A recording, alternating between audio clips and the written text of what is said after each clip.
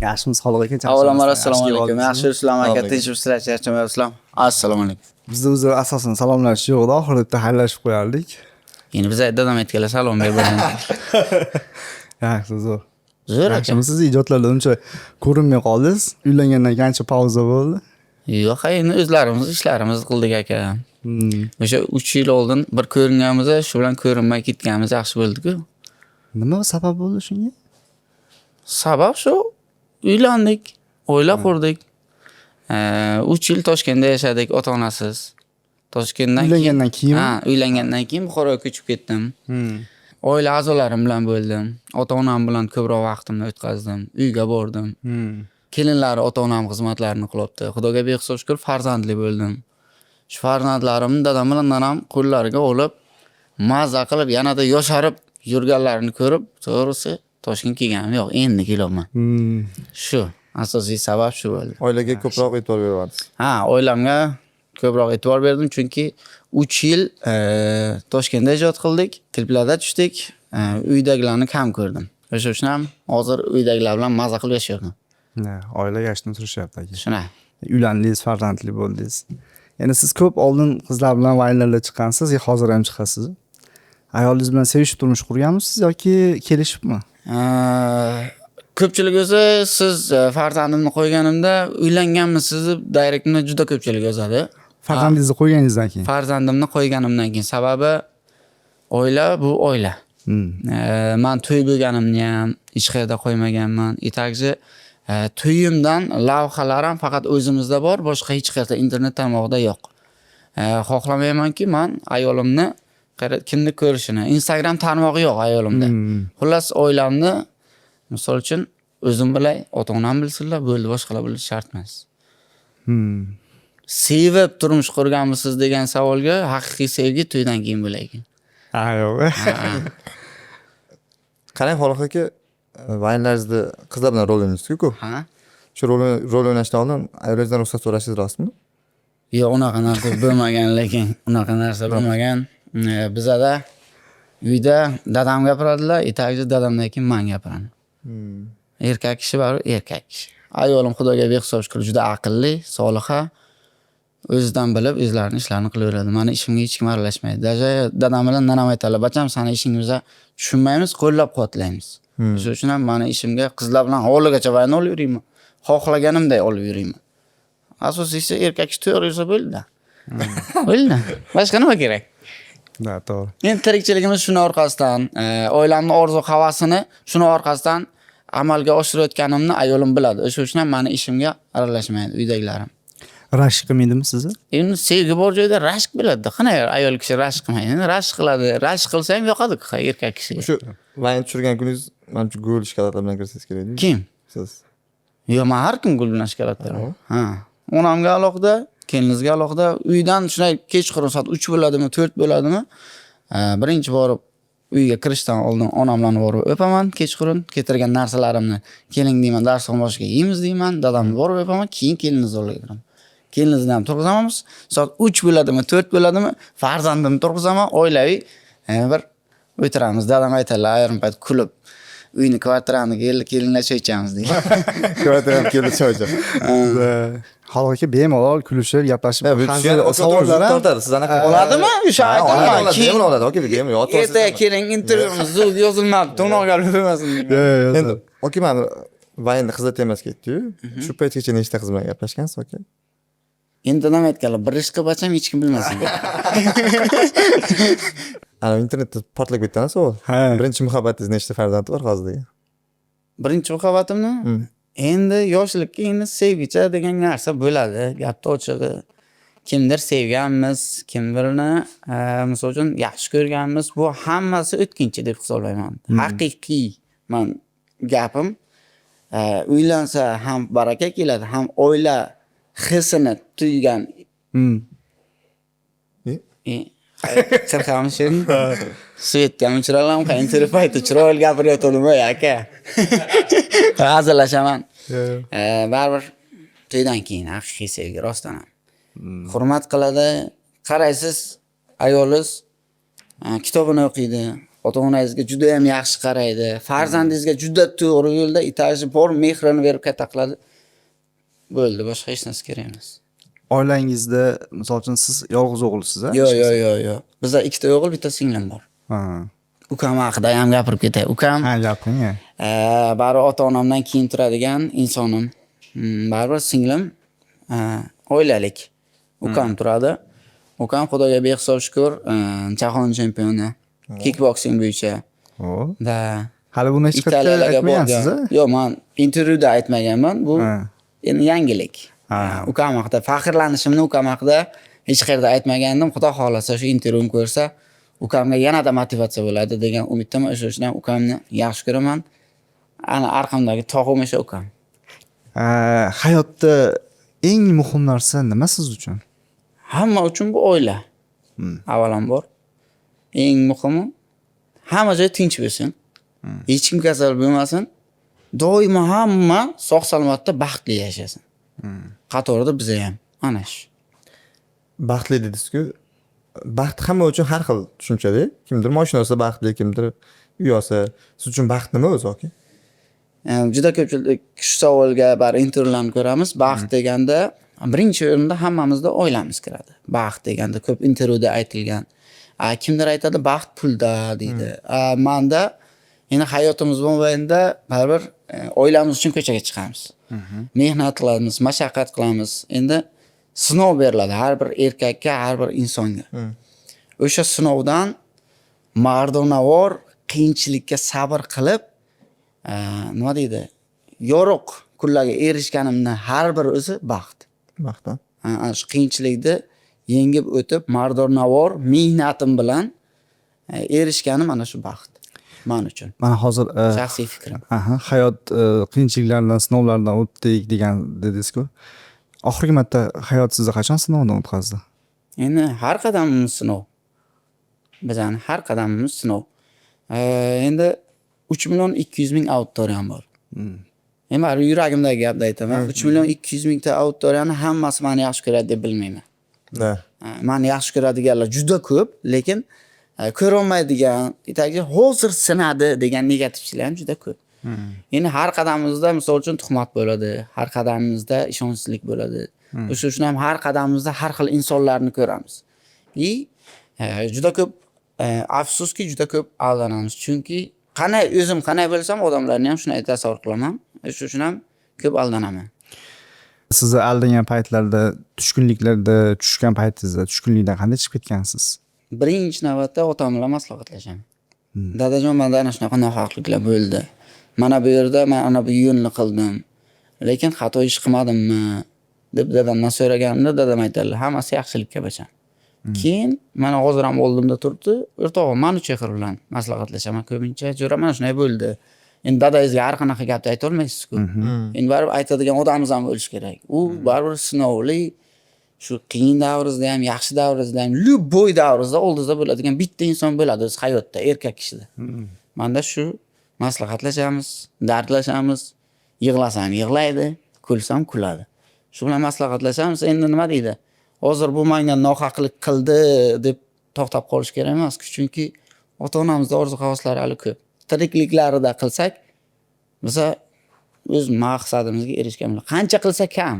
Lekin shu menga nohaqlik qildi, baribir stress bo'ladi, yig'lash bo'ladi. Qaysidir tomonlama, endi men oilalik bo'lgandan keyin bitta narsani miyamga sig'dirganman. Men emas, oilamning rizqini yedi. Avval misol uchun bir o'zim edim. Misol uchun oilamga yetarlicha pul kiritardim. Endi baribir ijod qilganingizdan keyin baribir birinchi navbatda oila bo'ladi-da. Oilamning rizqini yedi shu inson deb bir xarakterim bor, birinchi yuzga aytaman. Orqasiga davrada, qayerdadir hech qachon gapirmagan vaqtida gapirmayman ham. Lekin yuziga aytaman. Qaysidir davraga ko'rishamiz, sen ham erkak, men ham erkak. Ko'rishganimizda shu gapimni eslab qol. Sen mana oilamning rizqini yeding. Sen menga nohaqlik qilding. Sen mana bu yerda xato qilding deb yuziga aytaman. Itagiga qaysidir davraga meni ko'rganingda esla shu gapimni deyman. Men shunday o'ylayotgan bo'laman. Sen shu noinsoflik qilding. Shu dunyoga bersang qaytarib olaman, bermasang u dunyoga javob berasan. Shunday deb ketaveraman. Men bu aytib turgan nohaqliklar ijod taraflama bo'lyaptimi? Hamma tomonlama. u narsa. Faqat ijod tomonida bilmaydi. Ijod tomonlama menda qanday nohaqlik bo'lishi mumkin? O'zim ijodkorman. Povur bilsangiz agar qaysidir restoranda povur zo'r deb aytadi, to'g'rimi? Lekin restoranning egasi o'sha ovqatni zo'r pishirib bilmasa, povur любой время ketsa u bankrot bo'ladi. To'g'rimi? To'g'ri. Men ham o'zimning sohamni maksimalni yaxshi ko'rganman, shu sohamni juda ham yaxshi rivojlantirib bilganman. Misol uchun 3 yil oldin, 2 yil oldin pikta davrimizda. O'sha davrimizda ikkalamiz ijod qilganmiz, men bilan mana shu yer. Endi Nusrat ham ijod qilgan qaysidir periodda.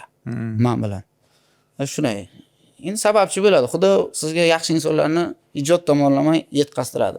Misol uchun Nusrat bilan men pikka chiqqanman, undan keyin olibman boshqa komanda bilan ishlayapman. Olibmanda boshqa komanda bilan ishlayapman. Endi baribir biz men dadam aytadilar, sen katta kema. O'sha kema maqsading tomon ketyapsan. Sani kemanga o'rtada chiqib tushadigan insonlar juda ko'p. Lekin sen o'sha katta kemani maqsading tomon yetakla. deb dadam aytganlar. O'sha shundan chiqib tushadiganlarga e'tibor bermaymiz. Qoladigani, yaxshi ko'radigani qolsin. Qolmaydiganini ming mehr bersangiz ham, nima deydi, ming yaxshi ko'rsangiz ham qolmaydi. O'sha uchun vaziyatga qarab ishlayapmiz. Zo'r gap bo'ldi. Zo'r gapirgan ekanda. Mana shuni relis qilaman. Endi dadam o'zlaridan o'zlari bilan bermaganlar-da. Dadam ham shunday qiynalganlar. Qiyinchilikni boshlaridan o'tkazganlar, farzandlariga shu qiyinchilikni men ko'rdim. Bacham bu yerdan abis qilib o'tasan deb bir tanbeh berib, chiroyli qilib tushuntirib qo'ydilar hayotda. Ota-ona baribir o'g'liga, farzandiga to'g'ri yo'l ko'rsatadi. To'g'ri. Shunday. Xalqqa omadga ishonasizmi? Omadga ishonaman albatta. O'z omadliman deb bilasizmi? Xudoga behisob shukr. Omadliman. Hamma narsam bor. Yigit kishiga 3 marta omad beriladi-da. Sizga necha marta keldi omad? Juda ko'p. Juda ko'p. Ko'pchilik aytgan, sen vizunchiksan deb. O'sha uchun omad juda ko'p kelgan. Menda hayotim bo'lmaydi. Omadli insonman. Omadli inson bo'lmasam, shu darajagacha chiqmasdim. Ota-onam Xudoga behisob shukr yuzlarini yorug' qilib o'tirman. Shuda baxt, omad, boshqa nima bo'lishi mumkin? To'g'ri. O'zingizchi omadga ishonasiz? Men omadga ishonaman. Hayotingiz mobaynida necha marta omad berilgan? Erkak kishi 3 marta omad bergan. Menga shu Toshkentga kelganda 1 marta omad berilgan. Uylandim, farzandli bo'ldim, mana shu omad berildi. Ya'ni yigit kishi uylangandan keyin unga bir soliha ayol uchrashi ham bitta omad ekanda. Shunaqa. Men omadimni ushlab turman, uylanmagan bo'ydoqman-ku. Uchta omad kelib qo'ygan, o'shani qachon ishlatish kutib turman. Ishlatib yurmaganmiz-ku? Ishlamagan. Qarang. Nima bo'lsa yaxshi. O'sha sizda omad ko'p bo'lsa, sizdan maslahat so'rayman. Omad qayerda ishlar, qaysi payt ishlasiz? Aylam omadsiz berdi. Dadam doim duo qilgan payt bacham birinchi navbatda sog'lik, omad deb duo qildi. Shu. Omad shunda. Ota-onangizga qachon oxirgi marta yaxshi ko'rishingizni aytdingiz? Doim, har doim. Har kuni, har doim. Ha. SMSda bo'ladimi? Boramanmi? Har doim aytganman. Bundan keyin ham aytaman. Xalqqa bolalikdagi qaysi orzungiz siz uchun hozir armon bo'lib qolgan? Bolalikdagi orzu, ya'ni bolalikda orzu yosh bolalarcha biz orzu qilganmiz. Ya'ni qana keligim bo'lsa edi, yoki pulim ko'p bo'lsa edi, samolyotim bo'lsa edi, yoki bo'lib mollarni boqqan payt, qo'ylarni boqqan payt orzu qilganmiz. Katta bo'lgandan keyin fikrlash doiram o'zgarib, meni orzuyim boshqa bo'lgan. Aytaymi orzuyim? Hech qayerda aytmaganman. Bu orzuyim faqatgina ukamga aytganman. To'g'risi. Meni orzuyim o'zbekchilikda bilsangiz agar to'ng'ich farzand chiqib ketsin, kenja farzand qolsin degan gap bor-ku. Yo'q, men u fikrga qo'shilmayman. Birinchi ota-onam turadilar, keyin aytganimdek ukam turadi. Men Xudo xohlasa shu kunlarga yetkazsin, Toshkentdan juda katta uy olaman. U uyda inshaalloh ukam yashaydi, ukamning farzandlari yashaydi, ota-onam yashaydi, men yashayman, meni farzandlarim yashaydi. Erta ota-onam umrlari avvalambor uzoq bo'lsin. Ukam bilan qolganimda men xohlaymanki, ukamning farzandlariga ham men tarbiya beray. Meni farzandlarimga ham ukam tarbiya bersin. Ikkitasi aka-uka bitta uyda ahil oila bo'lib yashash. Bo'ldi, men boshqa hech qanaqa orzum yo'q. Shu orzu agar amalga oshsa, bo'ldi. Etim jimirlab ketdi biz. Shu orzuyim shu aka. Biza Qodir Tolipov jamoasini bilasiz. Yaxshi bachalar, Ha. zo'r bachalar. Endi gapingizda bo'ldim. Aha. Ijodni misol uchun qilib pikka erishgan davrimizda mazasini his qilyapman-da. Ularda ko'ryapman bachalar ishtiyoq bilan, mehnat qilib, Да. tagisi bir-biriga podдержка qilib yaxshi ijod qilayotgan bachalardan bittasi. Omad ko'rib ana omad. Erkak kishining omadi edi-ku. Mana bizdan keyin chiqqan bo'lsa ham shu sohada hozir yelkama-yelka zo'r ijod qilyapti. Men ularga omad tilayman. Молодцы, yaxshi bachalar. Bitta narsani aytaman lekin. Ayting. Menda ham shunaqa pik davr bo'lgan. Uni mazasini tatib ko'rganman. Karantin davrida chiqishdan oldin biza buni mazasini даже yetti uxlab tushimizga ham kirmagan. Bizada misol uchun sport fakı o'qiyman, sport fakı o'qigandan keyin harbiyga ishga kiraman deganman, lekin taqdir taqozosi bilan bari san'at sohasini yaxshi ko'raman. Taqdirning taqozosi bilan nima deydi? Sababchi bo'ladi-da, bitta inson sababchi bo'lib qoladi, baribir yo'lini ochib yuboradi. Mana shu darajagacha erishganmiz. 3 yil mobaynida mehnat qildik va pik davriga erishdik. Biza bundan pikini o'ylamaganmiz. Chunki bu bizlar uchun eng pik bo'ldi. O'zbekistonga misol uchun bizani ko'rib, motivatsiya olib ijod qilayotganlarni ko'rib turamizda, ko'psi bor hozir blogerlar. Ularga qaraymizda, молодцы. Bizlar qilgan mehnatni, misol uchun avval Buxoroda bloger yo'q edi. To'g'risini aytish kerak. Bizlar o'zi maqsadimiz birinchi Buxoro. Nima uchun Buxoroda bloger yo'q?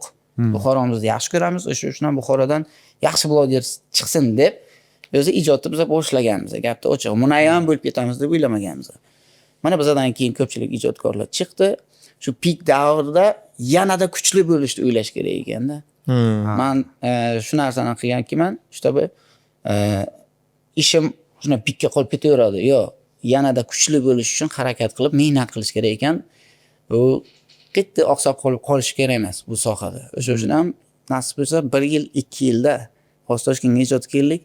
Xudo xolasa amalda oshiramiz. Toshkentga keldingiz ijodga? Ha, keldim Toshkentga keldim, ijod qilishga keldim. Oilam Buxoroda. Oilamni ko'ndirib, shtabi baribir Toshkentda imkoniyat juda katta. Hamma tomonlama, klip tomonlama, misol uchun yaqinda Munisa Rizayeva kliplariga taklif qildilar. Endi bari nasib qilmagan ekan. Men Buxoroda qoldim, Toshkentda klip, Toshkentda bo'lganimda chiqardim. Endi nasib qilmagan ekan, mana shunday atkazlar bo'lib turdi ko'pincha. Qisqa perioddan keyin Xudo xolasa avvalgidek qaytamiz, zo'r ijod qilamiz. Zo'r gapiryapsiz bu ekan, ishoning. Men o'sha anaqa Qanaqa gapirishga kiryapman. Yo'q, zo'r gapiryapsiz-da. Xo'ja, boshimni o'tkazganini shunchaki aytib bering. Xalqaga biz sizni faqat pozitivniy kulib ko'rganmiz-da. Ular ikkovlarini men lichna tonimayman, gapni ochig'i. Men yuziga aytadigan odam. Lichna ikkovlarini tonimaganman. Itakchi intervyularingizda qaysidir atrifkalarini ko'rganman. Gapni ochig'i, yotib olib kuzatmaganman. Meni bu yerga kelishimga sababchi bu meni chexir hisoblanadi, menejerim hisoblanadi. Jo'ra dedi, ketish kerak dedi. Bular dedi zo'r ijod qilyapti dedi. Itakchi yaxshi dedi. Naqalardan olyapti intervyuni dedi. Men aytdim, "Ha" dedim. Keyin kelishdan oldin aytdi. Jo'ra dedi, bular o'zimga o'xshagan bir jaydarvachalar ekan. Yo'q, shunday chiqsam ikkovlaridan kelasizlar. Teslani qidirib o'tirdim dedilar bittalarni. Bizlarga keldi, salom-alik qildizlar. Vobshe o'zimga o'xshagan insonni ko'rdim, qanday dushgan o'tirman, mazza o'tirman. Kechagina anaqa qildingiz aka. Tamayev bilan Real Sanjikka Yo'q, Real Sanjik deb aytgan odam emasman. Menga buni tuhmatlar qilmanglar. Men просто Tamayevga vizit tashladingiz, to'g'rimi? Yani Tamayevga vizit tashlaganim, men vizit tashladi demanglar. Endi u ideyani men Tamayevda ko'rdim, lichna. O'sha uchun ham просто tak Tamayevning so'zini aytib qo'ydim. Чтобы Tamayevga aytishdi, mayda shunda blogerlar menga dedim, poyga deb aloqaga chiqmanglar dedim-da, gapni ochiqni aytdim. Ko'rdim, qo'llaringiz bilan ko'rdim. Men poygachi emasman. Men bila interes mani uchirish bilan adrenalin oldik, shuni olib qo'ydim. Bo'ldi, boshqa hech narsa yo'q. Kimdir misol uchun poyga taklif qil, unaqa ortiqcha vaqtim ham yo'q. Luchi shu poyga qo'yaman degandan ko'ra bir 4 ta zo'r vayn qo'yganim men uchun haddishi. Xalq aka, hozir ishongan do'stingiz bormi hayotda? Ha? Mana chaqir aka, to'g'ri? Mani chexir aka deb naqamas.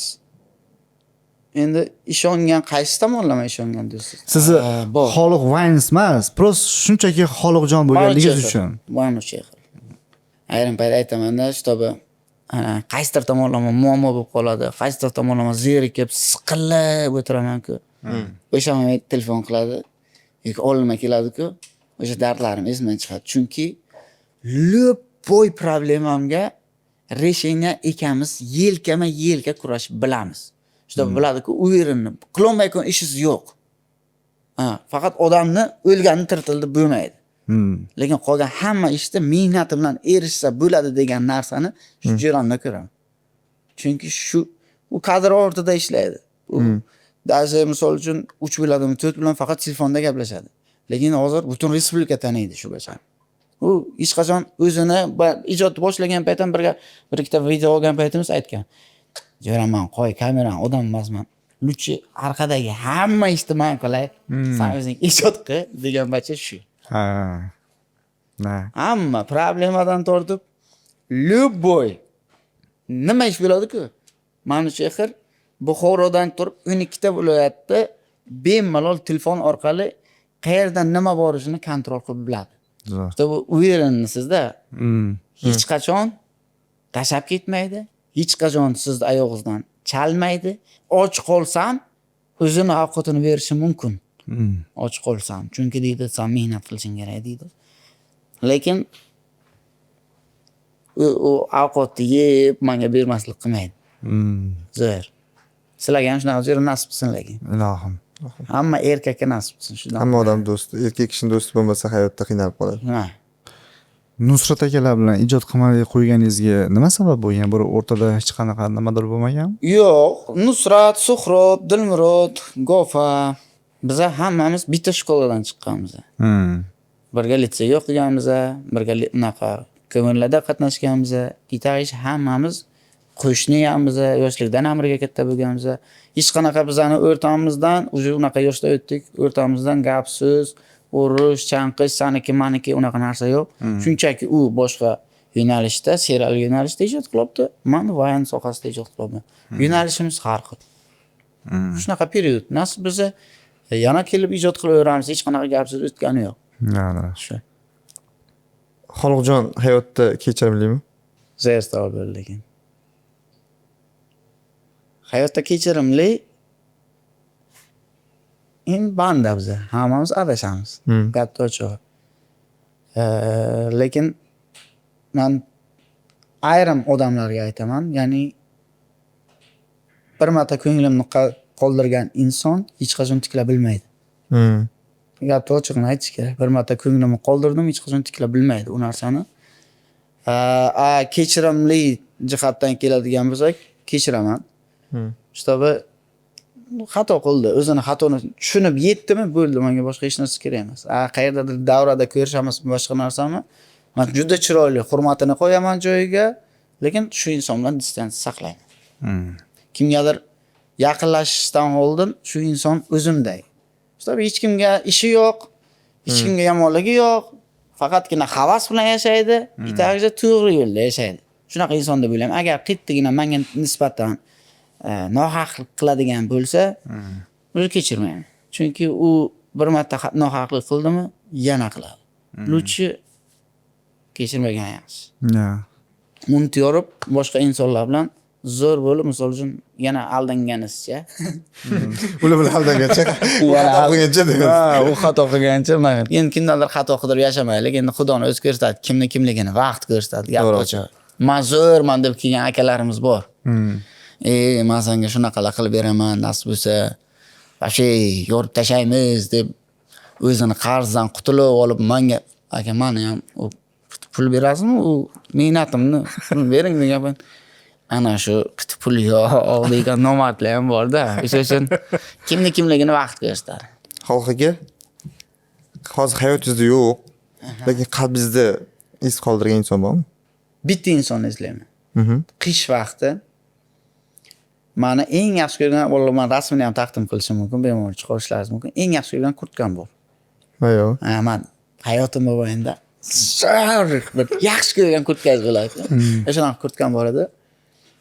Kitob, men Toshkentda Shuna ko'zim bitta qorong'i qishda musorga tutqilayotgan bibiga ko'zim tushdi. Endi bibi buvi. Ketyapman. To svetoforga borgancha o'yladim. Ichimdan bir narsa o'tdi. Shu nima uchun o'tib ketding? Baribir barchalardan ko'p bo'lsa kerak shu narsa. Nima uchun o'tib ketding? Nima uchun yordam bermading? Seni ko'rganing o'zidan o'zi emas-ku. Ko'rding. O'zini o'zi bilmaydi. Itagiz ko'rgandan keyin qiynalganini ko'rding. O'zing yordam berishing kerak u inson. Qaytdim. Qaytib kelyapman, bibini topyapman, qarayapman, xalatlari yirtilgan. Bibiga kurtkamni beryapman, rus bibi. Не надо мне deyaptilar bibi. Menga yordaming seni kerak emas. Men endi ko'pchilikka yordam bergan, faqat rahmat qilgan, duo qilgan. Nima uchun bu bibicha menga aytibdiki, seni yordaming menga kerak emas. Endi men kissamda qancha pulim bor edi bilmayman. O'sha moment oxirgi pulim. Короче, so'mim, oxirgi so'mim. Qissasiga tiqdimda bibiga beryapman, bibi rad qilibdi bu narsani. Seni yordaming kerak emas. Bibidan aytgan gapi ruscha men qit tushunganim, men o'zim sababchiman shu bo'lishimga, shunday bo'lishimga o'zim sababchiman deb bibi aytdi menga qarab. Shu gapi itagiga o'sha bibini hozirgiday ko'zimni oldida aytgan gapi u qanday turgani inson. Men kurtkamni berdim. Shu bilan orqamga qaramay qochdim. Gapni ochig'i. Chunki u olmadi mendan. Yordam olmadi. Lekin men unga dushi yuragimdan yordam bermoqchiman. Qo'ydim. Bibi shunchaki qarab qoldi. Men ketdim. O'sha bibi holi kechagidek qoldimda. Hayolimda, o'zimda yo'q u inson. Hayotimda yo'q. Lekin o'sha inson chuqur iz qoldirgan deb hisoblab bilaman. Nima sababchi bo'lganini men bilmayman. U oldin kim bo'lganini bilmayman, lekin shunday bo'lishimga men sababchi, o'zim sababchi degandan qiyos olishingiz mumkin, fikr qilishingiz mumkin. Har kim o'zi sababchi bo'ladi. Yutug'iga ham, bomush bo'lishiga ham. To'g'risida hammani o'zi sababchi. Endi bomush deganim shunday bechora holatga tushib qolishiga har kim o'zi sababchi bo'ladi. Zo'r fikrlar ekansiz. Ma'mi? Menga yoqdi sizni fikrlashingiz, savolni eshitib, tushunib javob berishingiz. Ya'ni o'sha savolga javob bera turganingizda insonni o'sha atmosferaga olib kirib qo'yapsizda. Ish tortib olasiz. O'sha atmosferaga mana hozir aytib bergan bibini ham как o'sha holat menga ko'rindi-da. Ko'rindi-da. Endi bitta savol bersam maylimi? Mayli. Men juda xursandman ikkovlaringizga. Bu savolim. Aytibsiz-ku, fikrlashingiz keyin. Bitta shu holatni keltirib beryapti ko'zingizga. Shu fikrlashga qanday qilib men kelgan? Qanday qilib odam bunday fikrlashi mumkin deb o'ylaysiz? Hayotda ko'p narsani ko'rgan inson, shuning uchun shunaqa bir teran fikrlayapsiz. Siznikicha. Bu hozir gapirayotgan hamma fikrlashlaringiz siz hayotingizda oldingizdan o'tgansizda. Bu anaqani zindanani bosib o'tgansiz. Shunday. Men ham o'zim shu savolga javob bermoqchi edim. Hayot. Hayotda misol uchun bir bo'ladi-ku qishloqda qo'y boqib, mol boqib, orzu havasi shu yaxshi o'qiylik, shu qaysidir harbiy sohaga ishga kiramiz, shu bilan yashaymiz. Atrofdagilarday oylik bersa maza qilib oylikka yeb ichamiz deb niyat qilgan-ku odam. Endi menga Xudo shunday omad berdi, shunday baxt berdi. Hozir 3.200.000 meni podpisчигim emas ular. Ular meni oilam ular. Men shunday aytaman, doim men podpisчиklarim oilamsizlar. Chunki yo'qchilikdan to hozirgi davrimgacha meni atrofimda yig'ilgan oilam ular. Yo'qchiligimni ham ko'rdi, borimni ham ko'rdi. Qiyinchiligimda yelkama-yelka turib, misol uchun o'zini layklari bilan, o'zini vaqt prosmotrlari bilan, o'zini vaqtlari bilan etaji ko'cha-ko'yda yurganda, ukajon zo'r ijod qilasiz. Menga yoqadi ijodingiz deb menga o'zimni oilam zo'r motivatsiya bergan. Etaji qiyinchiliklardan spokойно turib ketishimga ham shu meni podpisчиklarim, meni oilam hamma narsa sababchi bo'lgan. O'sha uchun men shunday fikrlash doiram keyin ko'pchilik aytadi. Nimaga deysan, o'zing nechinchi yilsan dedi fikrlashing buni deydi. Aka bilmayman deyman gapni ochig'i. Chunki men 3.200.000 auditoriyani ichida har xil odam ko'rasiz-da, odam psixologdan bo'lib ketay ekan. Deysiz, men odam allasha kelibdi, deysiz, ayrim bir ko'rasiz. Aka deydi, duh sotib olasizmi deydi. Duhini biz sotib oladigan joyimiz bor o'zini. Hay deyman. Qanaqa bu desam, original deydi menga. Yo'q deyman, original dutfirda sotiladi aka. Aeroportdan tushdi, olamiz. Yo'q, meniki ham original deydi. Necha kun turadi desam, kiyimizni yuvasiz deydi. O'sha paytda yetib turadi. Nega dedim, ishonmayman dedim. Juda allabdi u. Hech qilib u ham mahorat-da, u ham bir talant, u ham misol uchun do'qis sotib oilasini. Da, u ham tirikchilikda. Agar borib Oilasi uchun harakat qilyapti. shunday, hamma harakat. oilasi uchun harakat qiladi. Xoliqjon Vaynisi hozirgi paytda Instagramdagi reklama narxi qancha?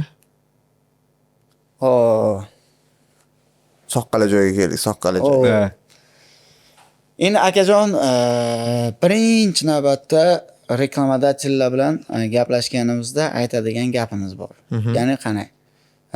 Reklamadachil bizga pul beradi. Gapni ochig'i. Endi reklamani gaplashishdan oldin mana cho'xir. Endi biz boshidan shunday maslahatlashganmiz.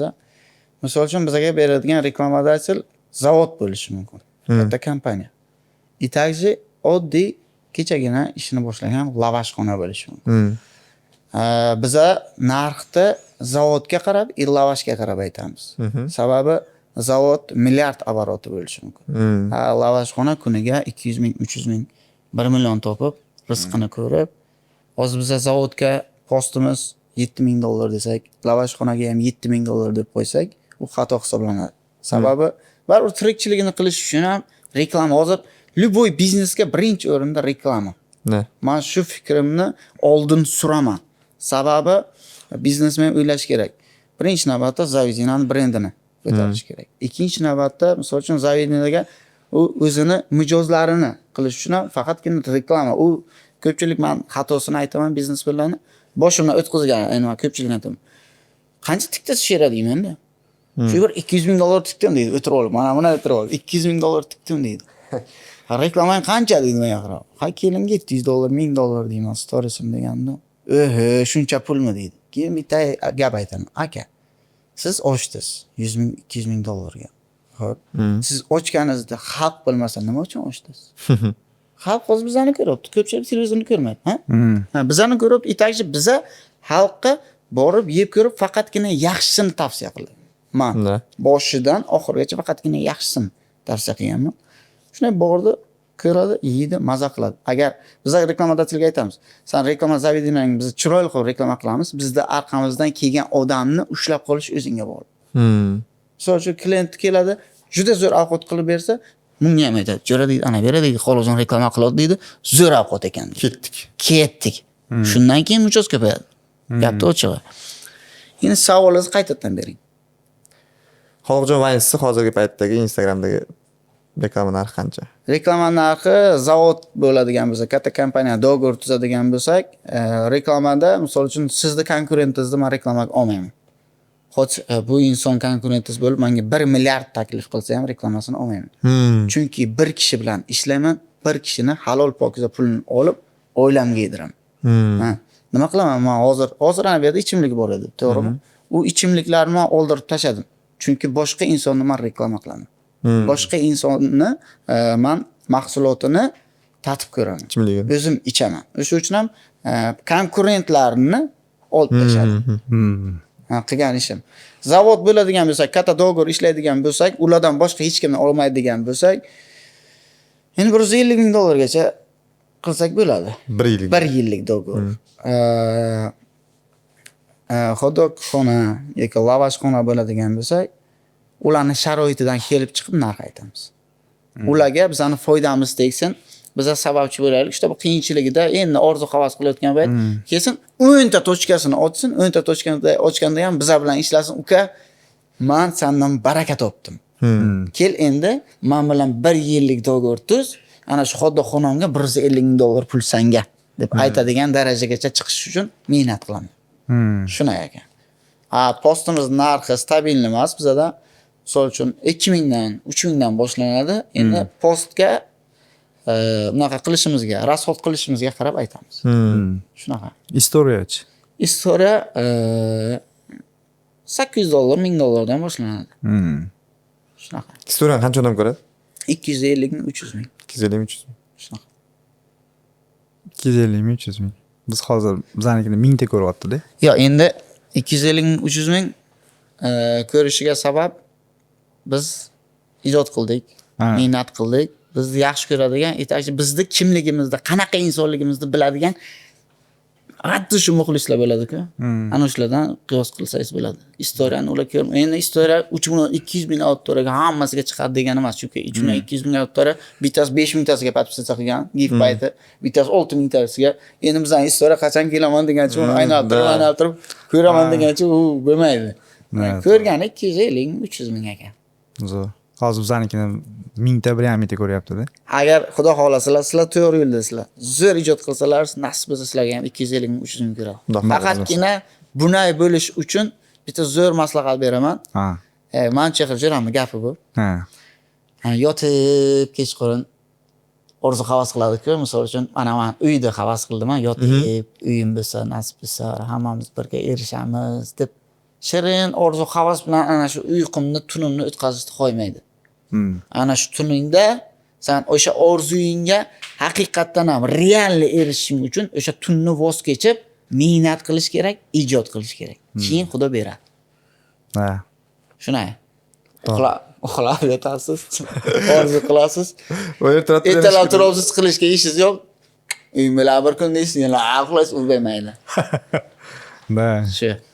Bir oyda o'zi uchun necha pul ishlatasiz? O'zim uchun Shaxsan o'zingiz uchun qancha rasxod qilasiz? 150 million, 100 million. 150 million? 100 million ishlatgan paytimiz ham bo'lgan. Endi u qaysi paytda uylanmagansan? Pul juda ko'p. Juda ko'p pul payti. Atrofingizda o'sha payt juda ham ko'p inson bo'ladi, ishoning. Plus Pul bo'ldi. Oy dod, shunaqangi insonlar keladi atrofingizga. Hozir o'shalarni ko'zim oldidan aytqizaman-da. Shular qolmagan hozir. Mana qarang. Avtobusda 50 kishi bo'ladi-da. Ferrarida 2 kishi bo'ladi. Nima dedim, tushundingizmi? Tushundim. Ha. Endi pulingiz bo'lsa, avtobussiz atrofingiz to'la odam. Pulingiz bor, lekin depinib, urilib, kamsitilib bo'lgandan keyin lutchi bitta Ferrari olib, oldingizga mana chehrani o'tkazib olib bersangiz. Da. Keyin avtobusga hammani mindirib, issiqqa yana qiynab, konditsionerni ochmay. Bo'lmaydi uni. O'sha uchun ham lutchi Ferrari'ni tanlayman hozir. 2 kishi bo'lsin, zato ko'pchilik qischilik. Ozchilik, sozchilik. Shu ekan. Avtobusdagilar siz aytgandek o'zini bekatga keyin tushib qolaveradi. Ferrari'dagi odam siz bilan dalchi boradi. Lutchi men nima demoqchiman? O'sha 50 ta odamni yeb ichini ko'tarib, ular uchun zo'r bo'lgandan ko'ra bitta zo'r mashina olib, oldingizdagi jo'rangiz bilan pulimiz ko'p, o'zing ekanimiz rasxod qilamiz. Ferrari olib, mazza qilib orzu havasimizga erishganimiz yaxshi ekan. Da. To'g'ri. Jo'rabozlikda dadam aytadi, "Bacham deylar, har birini o'zining davri bor. Jo'rabozlikning ham davri bor, qizlarning ham davri bor, pik davri ham bor, avvalambor odam bo'lish kerak." Da. O'sha uchun ham nasib uyda olgandan keyin Ferrari olib, jo'ram biqinimga qilaveramiz. Xaloq aka, misol uchun ko'p insonlar pulini boshqara olmaydi-da. Siz pullaringizni qanaqa boshqargansiz? Mana pik davrimda pulsiz hech kim ko'p deyapsiz. O'sha paytda pulni boshqarganmisiz? Endi pulni to'g'risi qaysidir ma'noda boshqarib bilganman. Ya'ni qanday? Onajon, otajon nima? Misol uchun hech esimdan chiqmaydi. 3000 dollarga, 3000 dollarga shokolad zakaz qildim o'zimcha Dubaydan. 3000 dollar. Uyga aytibman. Onamlarga aytibman. Nana deyapman, Dubaydan shokolad keldi deyapman. Endi nanam yoshligimizdan Dubayskiy parashokka ism taniganimdan Dubayskiy parashokka yugalim. Misol uchun sharoitimiz bo'lmasa ham Dubayskiy parashok olgan. Dubayskiy zumnoy pasta olgan. Dubaydan narsa zakaz qilgan. Chunki onam shunaqa inson. Yaxshi narsalar Dubayda deyiladi. Yaxshi narsalar va ana shu yaxshi kiyintirganlar, hech kimdan kam qilmaganlar. Даже sodadan tortib zumnoy pastagacha. Chiqarib yetdim uyga. Bir payt yo'qlar, nanam dadam yo'qlar. Keyin dada nana dedilar. 3000 dollar turadi shokolad. Dadam shuni aytdilar. Qancha dedilar? $3000 dedim. Nonamam. Qancha dedilar? $3000 dedim. O'sha shokolad xaladenlikda turdi, yemadilar. Keyin bir kun savol berdim. Ona dedim. Nima uchun dedim. Yemayapsizlar. Mana aytdilar qimmat-ku dedilar. Men aytdimki, ona kimdirlar onasiga $3000 shokolad olib bergan. Bu shokolad chiqdi-ku, kimdirlar olib yeydi. O'shani olyapti. Olib yeb, uydagilarga yediradi. Kimdir uchun $3000 shokolad, masalan, mehmon kelgan payt qo'yiladi. Endi men kimdir qissasi bilan ishim yo'q, men o'zimni bilaman. Men ham Xudoga behisob shukrki, $3000 shokoladni uyimdagilarga yedirdim. Katta yutuq. Tushunyapsizmi? Lekin u pullarimni uyimdagilarga ham berganman. Itagichi shu darajada ko'pligidan 50 ta avtobusda 50 ta odamga ham taqsimlab berganman-da. Pulni kelgan payt kattalar zo'r gap aytadi. Qadrlash kerak, kelgan payt ushlab bilish kerak. Rostdan hozir pul kelmayapti emas. Xudoga shukr pul zo'r kelyapti. Lekin o'sha narsani ushlab, hozir boshqacha orzu havas qiladigan bo'lganman. Ya'ni qani? Ya'ni pulni boshqarishni bildingiz. Da, o'sha pulni boshqarishni bildim. Avval pulim ko'p bo'lardi. Do'stni do'stligin, ishing tushsa bilarsan degan video ham bor menda. O'sha payt ham do'st yo'qdi. Pul bor. Do'st yo'q. Pul bor. Zo'r do'st yo'q. Zo'r do'stim Buxoroda.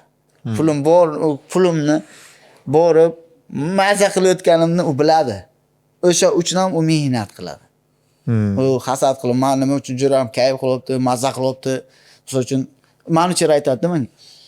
Edi jura deydi, sen zerikding, siqilding, shtop stresslar ko'paydi deydi, chet davlat chiqib ket deydi menga qarab. Nima uchun chiqib ketaylik demaydi. Nima uchun? Chunki ish ko'p aka. Undan Men uchun qirdi.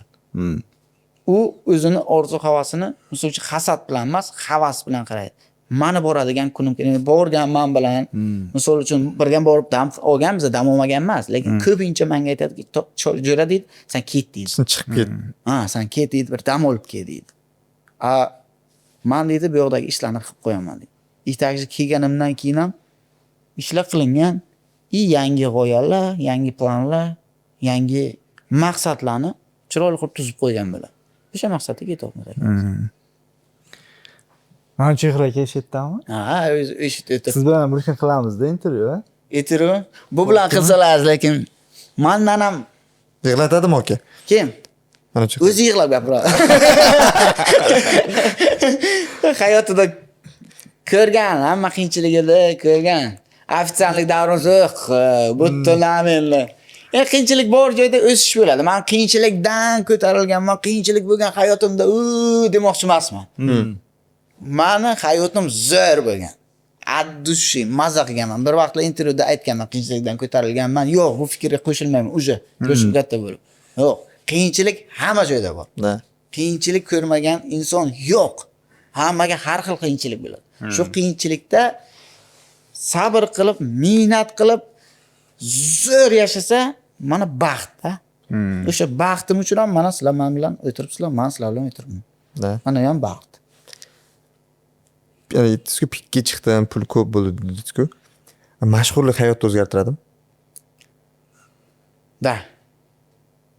Mashhurlik qaysidir tomonlama hayotni juda ham o'zgartiradi. Qaysidir tomonlama minus. Endi san'atda nonini yeyishim tishlari temirdan bo'lsin degan gapga juda ham qo'shilaman. Bu narsani men 7 uxlab tushimga ham kirmaganman. Itagichi san'atda non yeyish temirdan tish desa men kulganman. Lekin haqiqat. San'atkor inson ham baxtli, bir vaqtning o'zida ham baxtsiz. Ya'ni qanday? Misol uchun atrofida hozir aytganimda juda ko'p inson bor. Shu darajada yaxshi inson bor, shu darajada yomon inson bor. O'sha uchun ham urilib, durtilib, sinib, burunlar qon bo'lib ko'tarilamiz, ya'ni yashaymiz hayotda. Shu aka. Shu moment bo'lganmi sizda?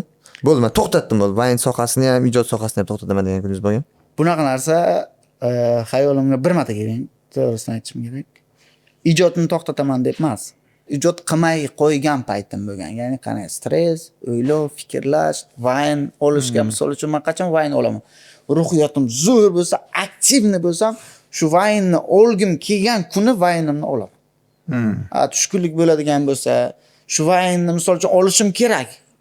Podpischiklarimga qo'yishim kerak. Meni sog'ingan deb ham qo'ya olmayman, chunki u yerda naygirish bo'ladi. Soxta o'ynab bilmayman. O'zimni rolimni endi men Instagramda u meni obrazim. Mana misol uchun hayotda ko'ryapsizlar, hayotda men seriozli insonman. Instagramda u hayotdan olingan obrazchalik. Ya'ni qana, o'g'rilar bor. Jo'ralarni chopib qizlarga ketadiganlar bor. Shunchaki ularni men o'zimni fikrlash doiramdan kelib chiqib, chiroyli qilib vayn qilib qo'yaman. Shu meni Instagramdagi ishim. Instagramdagi hozir maqsadim aytibsizki ijodni yakunlash yo'q. Instagramda hozir qanaqadir muammo bor. Bu degani hozir men Toshkentga birinchi sabablardan kelganim sababi ham shunda. Instagram misol uchun Chinovoy bam degan narsa bor. Udalить akkaunt degan narsa bor, boshqa narsalari bor. O'sha Chinovoy bamda tushib qolgan Instagram. Misol uchun sizni 3.200.000 odamdan boshqa hech kim ko'ra olmaydi. Ya'ni qanday rekomendatsiyaga chiqmaydi videolaringiz. Menda shu narsa 1 yildan beri. Tushunasizmi? Mana 3.200.000, 2 million, 3 million, 1,5 million, 4 million ana shunday prosmotrlarim faqatgina meni o'zimni obunachilarim ko'rgan. Menda.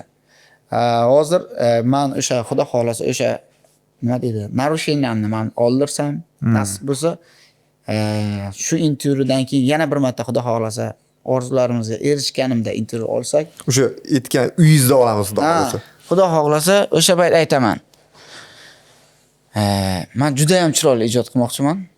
Xudo xolasa meni oilam yangi yo'nalishda ham meni qo'llab-quvvatlaydi, yaxshi ko'radi. Chunki boshida ijodni boshlagan paytimizda bizda juda ko'p negativ bo'lgan. Bizani hech kim qo'llab-quvvatlamagan. Keyinchalik yaxshi insonlar bizani qo'llab-quvvatlaydigan insonlar paydo bo'lib, shu darajagacha erishganmiz. Endi nasib bo'lsa bitta orzuyimiz kengayib, yangi yo'nalishda ijod qilib, xudo xolasa 1 yildan keyin so'zda emas, amalda sizlarga ko'rsatmoqchiman.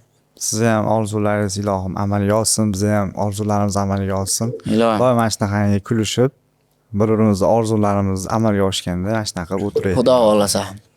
Nasib bo'lsa, esir. Maza qilib o'tirmiz, chaq-chaq qilib. Yaxshimi sizga yo'q? Menga atmosferachi yo'qdi. Akam svetni o'chirmasalar. Chek o'tdi. Bering, oxirgi savoldan bering.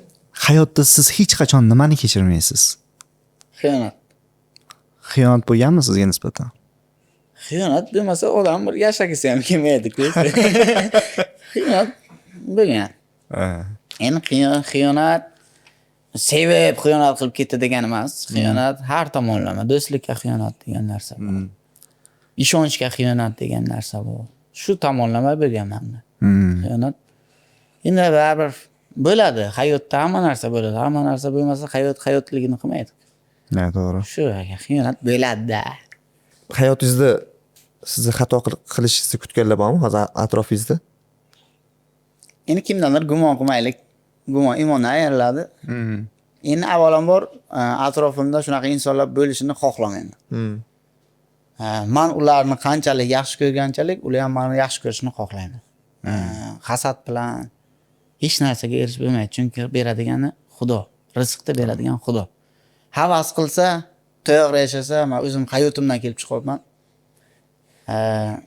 Kir bo'lmasa ichi zo'r bo'ladi hayoti. Itajda atrofda ham, любой davrada ham agar inson правильный bo'lib, ochiq ko'ngil bo'lib, chestni bo'ladigan bo'lsa, любой davrada qo'li ko'ksida hurmat, izzatda bo'ladi. Hurmat, izzat.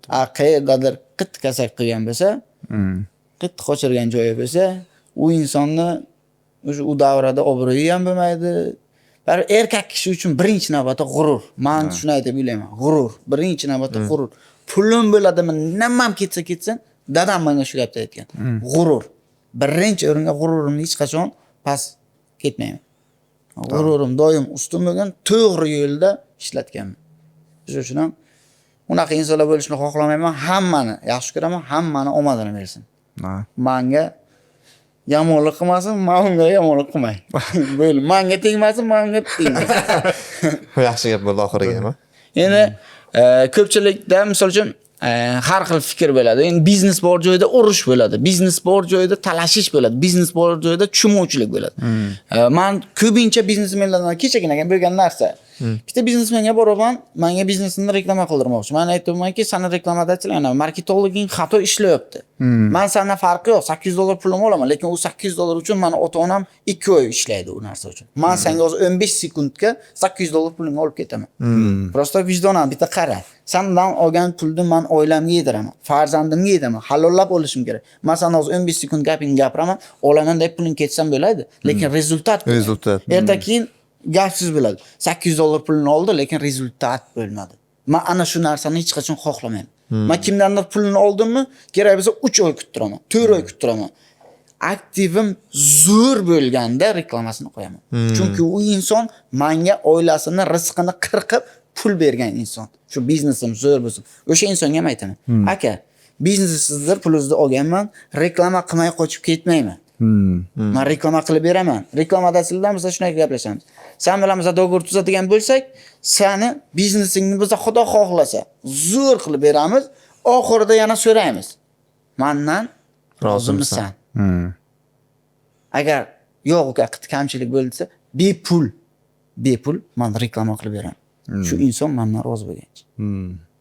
Men ishlash strategiyam ana shunda, ana shu uchun ham Xudoga behisob shukrki, reklamadachilar menda yaxshi ko'radi.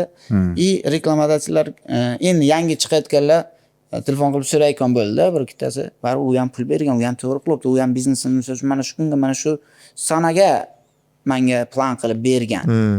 Lekin men tushuntiraman, aka. Siznikini hozir men qo'yadigan bo'lsam, yo'q, sizda rezultat bo'lmaydi. Keling, men kimga yozganim ko'rsatmayman. Endi gap ответi bilan bo'lish kerak. Endi bu gap bilan, bu gapni aytganimdan sabab men bitta insonga, endi u inson hacker, meni shu Instagramimda Tinovoy bamimni ochib beradi-da inson. Shu insonni men через topganman. U qarab tushib qoladi aka.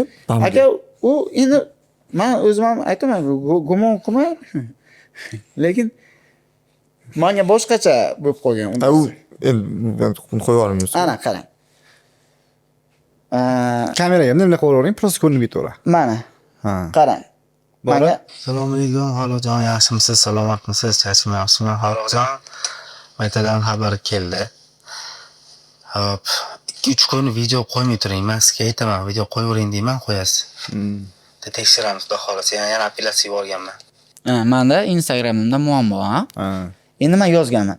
Xo'p bo'ladi akajon, iltimos reklamadatellardan pul olganman. Oilamga halollab olay, aktiv past bo'lganda qo'ysam rezultat bo'lmaydi. 11-may. Men shunchaki quruq aytmayapman. Men shunchaki amalda shu strategiya bo'yicha ishlayman. Reklamadatel menga reklama berdimi, mendan rozi bo'lsin, itaji baraka topsin. Ham natija kutadi deb baribir. Shunaqa.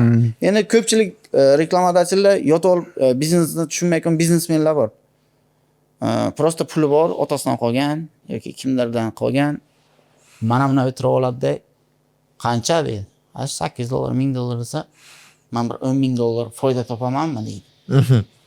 Aka, $10,000 foyda topsangiz, o qanday qilib buni berish mumkin? U rizqni beradigan Xudo. Siz $10,000 uchun sababchi bo'lib qo'ying. Joyingizda zo'r qiling. Ovqatingizda zo'r qiling. Klientlarga yaxshi muomalada bo'lsin. Ofitsiantlar chiroyli, chotki, zavideniyachilar formacha bilan ishlasin. Rezultat Xudodan. Sen birinchi reklama berishdan oldin bir narsani o'yla. Shu insonni podpischigi ko'p, birinchi navbatda men shu brendimni ko'paytiray, brendimni bir mashhur qilay, brendga ishlash kerak, nomiga ishlash kerak. Keyinchalik, misol uchun bitta zavideniya bo'lsa, shunga reklama qilibdi. Ana bitta zavideniyaning pulini misol uchun xonadonlarimni ko'paytirib olay, ana reklama berishdan oldin. Men xudo xohlasa ikkinchi tochkamni ochaman, birinchi tochkam mayli reklamaga ketsin. Ikkinchi tochkadan men foyda olay deb bir yaxshi niyat qilish kerak. Hamma gap niyatda. O'tirib olma, $10,000 topamanmi degan. $800 insonni u biza ham misol uchun Xudo emas biza. Unga $10,000 va'da beradigan. O'sha uchun ham biznesmen birinchi navbatda biznes berishdan oldin, reklama berishdan oldin birinchi navbat brendini mashhur qilayotganini brendini reklama, misol uchun televideniyaga hozir o'shalar pul beradi. Agar qancha prosmotr bo'ldi deb so'rolmaydi. Da, to'g'ri. Gapni tangil biz aytamiz 250 ming prosmotr bo'ldi deymiz. 250 ta emas, 250 ming odam sani brendingni Ko'rdi. Gapni ochiqni aytish kerak. Yoki televideniyaga aytib bo'ladimi? Rezultat bo'ladimi? Aytolmaydi. Televideniya prosta tak pul oladi, reklamani qo'yilayotgan shu. Bizda ham xuddi shunday. Bizda ham bitta televideniya deb oladigan bo'lsak, 3 million 200 ming oilamizga shu brendini reklama, mana masalan suvni reklama qilyapmizmi? Biz ichib ko'rib reklama qilamiz, xalq ham ichadi. Xalq ham yeydi. Maza qilibdi. Da. Shuning uchun ham biz shunaqa reklamada ishlaymiz. Hozir reklama haqida ko'p ketdi-yu. Nimani umuman reklama qilmaysiz? Xato qilib bir ikkita kompaniyalarga reklama qilganmiz. Oldimmi? Oldim. Endi qilganmiz, tan olish kerak. Qilgan ishni tan olgan inson u mard inson hisoblanadi. Qilmadim deb, lekin orqasi raso bo'lib qolgan inson u bo'lmaydi men uchun. Men qilgan ishimni aytaman. Bir ikkita kompaniyani men xato reklama qilib qo'yganman. Uyimni o'sha reklamani qilmayman. Hozir aytsam ham reklama. Necha marta? 2 marta. Yo'q, bir marta, ikki marta. Bir marta, ikki marta. Lekin u adin expert, astagfirullah, o'sha qimor, xullas qimor unaqa narsa emas. Endi biz tushunmay u narsani reklama qilganmiz, u narsada qitta unaqa tarafi bor ekan. O'sha uchun ham keyin aytganmiz, demak biz ham bilmaganmiz reklama qilishdan oldin. So'raganmiz, bizga u gaplari aytilmagan. Keyin auditoriyamizda tushunadigan insonlar bor. Biladigan insonlar bor. Baribir direktda o'qiganingizda mana bu kamchiliklaringiz bor ekan deganda bemalol u videolarni sразу udalt qilib bilganman. Chunki reklamadachi bizga aytmagan. Men pulni ham olganman. Gapni ochig'i. Shunchaki shunday udalt qilganman. Chunki u reklamadachi bizani aldab reklama bergan. Shu tarafi bor. Bor. Kommentariyalarni ko'p o'qib turasizmi? Yo'q. O'qiysiz. Kommentariyani o'qimayman. Umuman. O'qisam kamdan kam o'qiyman. Lekin kommentariyalarga misol uchun javob berishim mumkin ayrimiga o'qiganimda. Misol uchun like qilganda keladi kommentariyani o'qimasligimning sababi u yerda meni yaxshi ko'radigan insonlar ham bor. Bir vaqtni o'zida yomon ko'radigan insonlar ham. Shuning uchun ham kommentariyani o'qimayman, direct o'qiyman. Directda sizni qayg'uradigan yetakchi sizga bir ishi tushadigan, gapi bo'ladigan insonlar ko'p. Shuning uchun ham direktni o'qiyman. Hayotda misol uchun aytadi, "Xoliqjon deydi, mana bu yerda xato qilding." Men oilam gapiradi men bilan. Deydi, "Mana bu yerda xato qilding" deydi. Mana buni reklamani misol uchun aytdim, xato narsa reklama. Uka deydi, "Mana bu reklamani xato qilibsan" deydi. "Qilma" deydi. Auditoriya. Auditoriya meni yaxshi ko'radi. Misol uchun qayerdadir xato qildim, sразу aytadi. Ana shu narsasiga maza qilaman, shuning uchun ham direktni o'qiyman. Xalqqa ko'rayotganlar kommentarimiz direkt yozsanglar sizdan o'qib turadi. Direct ham, lekin kim nimalar yozmaydi. So'k yozmaylar faqat, xalqqa asab uzib ketadi. Yo'q, direktimni hozir tan olish kerak. Keyin ko'pchilik aytadi-da, deydi, direktga deydi, "Mana esimizga hozir javob bermagan" deb. Fikr bo'lishi mumkin-ku. Direktimni mana shunday qilib, hamma SMS-imni ochganizcha men javob beraman. Shu 1 yil vaqt ketsa kerak. Yarim yil hay. Ko'p, juda ko'p. Juda ham ko'p. Direktim juda ham ko'p. Hamma show biznes vakilida shunday.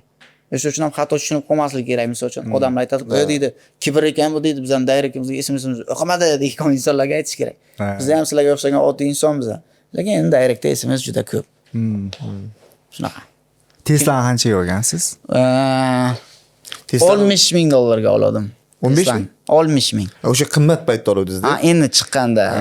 Xonsaroy paytda? Xonsaroy paytda 60 mingga oldim Tesla. Men o'sha syomkada ishlab o'tganman-da. O'shanda Tesla'da kelibdi xoliq, yangi olibdi dedi. O'sha payt endi chiqqan paytida 2000 necha 21 mi 22? 22 ya. 22. Shunda.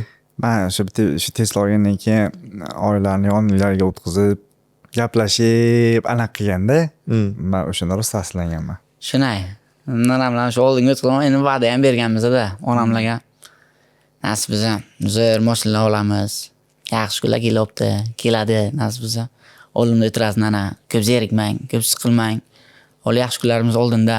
Faqat sog' bo'lsangiz bo'ldi. Men kecha tug'ilgan kunlardan men o'zim dilimdagi gapni aytdim-da. O'ylab birinchi o'ringa. Da. Ha, onasi Gap isboti bilan. Ha, gap sifat bor. telefonni o'chirdilar.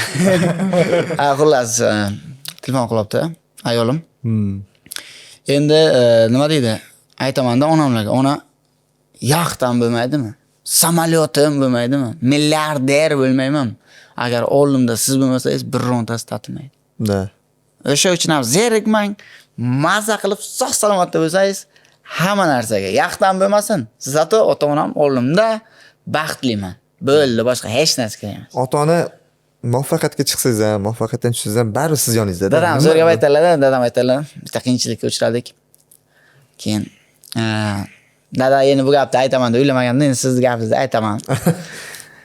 Nimaga aytding ham deyishlari mumkin. Bitta nohaqlik bo'ldi menga nisbatan. Men dadamlarga tug'ilgan kunlariga Cobalt avtomashinasini sovg'a qilgan edim. Yaxshi niyatlar, farzand otasiga Cobalt sovg'a qilibdi. Xudoga shukr yetkazganiga. Endi hayot past balondan iborat. Shunday nohaqlik bo'ldi menga nisbatan. Keyin meni kreditim bor edi. Shu kreditni berishim kerak. Bermasam ilojim yo'q. Qidirdim. O'zimni pullarim ko'chada yotibdi, odamlarda so'radim. Hech kim. Prям hech kim. Endi men uch yilda endi men ularni hech kimni arasiga tiqmoqchi emasman. Chunki bu ham so'ramagan odami qolmagan. Men oila a'zomdan tashqari kim men uch yilni qo'shyapman. Topa olmadik xullas. Yo'q, hech qayerda. Arg'lab ketdim, yig'ladim. Keyin dadam keldi. Nanam keldi, birinchi dadam gap bor ekandilar. Men dadam bilan maslahatlashaman. Dadam keldi-da. Bacham dedilar, ha. Atrofingga qara dedilar. Hech kim yo'q dedilar. Qiyinchiligingda. Hech kim atrofingda yo'q dedilar. Bitta gap aytaman dedilar. Xot ko'taral dedilar. Xot yerga tush dedilar. Hech qachon esingdan chiqarma dedilar. Oldingda dedilar, biza bor. Dadam aytgan gap. Shunday Cobalt, men sovg'a qilgan Cobalt mashinani shunday kalti qo'ydilar-da. Hech kimga izza bo'lmadi dedilar. Hech kimga boshingga egma dedilar. Orqangga man dedilar. Ana shu Cobaltni ertaga chiqarib sot dedilar. Kreditingni ber dedilar. Qolgan hech narsani o'ylama dedilar. Dadam aytgan gap. Oldim. Cobaltni sotdim. Kreditimni berdim. Lekin nima deydi? Shu vaziyatdan meni otam misol uchun to'g'ri panyatga berib o'tkazdi-da. Qara debdi, atrofingga sen kimga qilding debdi. Lekin sen atrofingda hech kim yo'q debdi. Men Cobalt sotdim. Men endi bemoshim qoldim-a. Lekin farzand siz so'radingiz-ku tashqarida. Teslangiz qani, men Teslani qidirdim dedi. Men farzandman. Otam men uchun mashinani sotdimi? Qanday qilib men Teslada otam piyoda yuradi. Hozir otam Teslada yuribdi, men piyoda yuribman. Ana shunday bo'lish kerak. Xudo xolasa menga takliflar bo'ldi, ko'p avtosalonlar mashinalar beramiz dedilar. Lekin ularda prinsip bo'lsa, menda ham prinsip bor. Da. Ha, men ulardan olobmanmi, halollab olaman. 1 yil mobaynida men boshqa avtosalonni reklama qilmayman. O'sha uchun ham men nima deydi? Reklama narxim demayman. Reklama narxim qimmat turadi. Olsa olsin, lekin arzonga ishlamayman. Qimmatga ishlayman. Ishlasang qimmatga Qimmatga ishla, yoki tekinga ishla. Endi qimmatga ishlashingning sabab men shuni orqasidan mehnat qilaman. Itajli shu kasbimni yaxshi ko'raman. Itajli boshimdan o'tkazgan qiyinchiliklarimni, mehnatimni hech qachon reklamani arzon narxda bahololmayman. Reklamam sifatli, auditoriyam sevimli, itajli puli bor auditoriya. Puli bor auditoriya. Oddiygina uyda oladigan bo'lsak, onam ishxonasida olmish kishi bo'lsa yoki qayerda ko'rmagan bo'lsam, hammasini Xonsaroydan uyi bor. Tanishlarimni aksariyatini hammasini prям. Uy sotib bilgan auditoriya Xudoga shukr zer. Shunaqa, hozir like bo'lsa ekan auditoriya ko'paygan. Maktabchilarda danganlar aytish kerak-da, reklama qilib, rezultat bo'lmadi desa, men nima deysiz, uni auditoriyasini yoshbacha domon olmaydi-ku. O'sha shunday reklamadachilar kimga nima reklama berishdan oldin baribir men bloger deganda, endi men Vayner bloger sifatida kirib ketaman. Men o'zi to'g'risi aktyor deb o'ylayman o'zimni. Chunki kinoda ham chiqdim, klipda ham chiqdim. И также klipimiz Xudoga behisob shukrki zo'r reytingda. Men yoshlikda bo'ladi-ku, baribir san'at sohasida aktyor bo'laman, aktyor bo'laman deysiz-ku. Men o'zimni shu darajada aktyorman deb hisoblayman. Shu yo'nalishda baribir bo'ladi-ku, baribir guruch ichida bitta puchi bo'ladi. Puchini oladi, o'sha puch butun blogerlar, butun vaynerlarga gap ham olib kelishi mumkin-da. O'sha uchun ham blogerlarga, vaynerlarga bitta gapim aytmoqchiman. Pulni olgandan keyin halollab qilish kerak. Chunki bittasi gapirsa, bittasi rasvo qilib qo'ysa, butun blogerlar xuddi shunaqa degan fikr tug'iladi. O'sha uchun ham shunaqa fikr hech kim tug'dirmasligini men xohlayman. Lekin hammani ijodiga omad tilayman. Men Xudoramat Farhod Trigida payt men Toshkentga kelganimda ulug'lar kontakt skolni reklamasiga chaqirgandi menda. O'sha gapda men nima uchun eslagim keldi shu yerda, men hech qayerda aytmagan bu gapni. Ular bilan chiroyli qilib video oldik. Olganimizda ulug' kisanga pul beryapti-da. Men pulni oldim. Pulim Xudoga yetarlicha. Men o'sha payt aytganim, "Jo'ra, biz hammamiz bloger biz. O'zbekistonning blogeri. Navarot hammamiz bir-birimizga podдержка berishimiz kerak." Men o'sha paytdan shunday fikrdaman. Bundan keyin ham xuddi shu fikrda bo'laman. Hammamiz bir-birimizga podдержка bersak, o'sish bo'ladi. Misol uchun, seni podpисчигing muncha, meni podpисчигim muncha kollaboratsiya qilmayman, unaqa gap yo'q. Mana butun respublikadagi blogerlarga yaxshiligim o'tganki, hamma yaxshi ko'radi. Itakchi hech kim bilan gapim ham qo'shmagan. Shunday ishlash kerak hayotda, prinsipda yo'qman. O'shanda aytgan edim. Puling olib qo'y, nima qilay buni? Istoriya qo'yaymi, post qo'yaymi? Farhod aytadi, Xudoramat. Yo'q, xolozon rahmat shu gapingiz uchun istoriya qo'ysangiz bo'ladi deb aytgan. O'sha uchun nima demoqchiman? Blogerlar bir-biriga yordam bersa, biz hammamiz O'zbekistonmiz. Nasib bo'lsa bizani ham SNG ko'rishni xohlayman. Blogerlar faqat bir-birimizni chuqalab, bir-birimizni urib, sen menga vizit tasha, men unga vizit tashayman, unaqa bo'lmaydi. Endi bozordagi blogerlar o'zi panyatkasi ham hammasi menday fikrlaydi, hammasi kimligini o'zi bilib olgan. Aksariyat blogerlar, yosh blogerlar bir ikkitasini men ko'rdim, menga alam qilgani itakchi aytganman u blogerlarga. Men hozir bu pikka bo'lsang, men bu pik davrini ko'rib bo'lganman. Ko'rib bo'lganman. Bundan piki yo'q. Har kimning o'zining piki bo'ladi-ku. Ko'rib bo'lganman. O'sha uchun ham kim bo'lishdan qat'iy nazar nima qilsa qilsin. Tit qo'yasizlarmi? Qilmasin. Akkuratni, chestni yashasin. Chunki hamma narsa o'tkinchi. Gapni dangil, hamma narsasi o'tkinchi.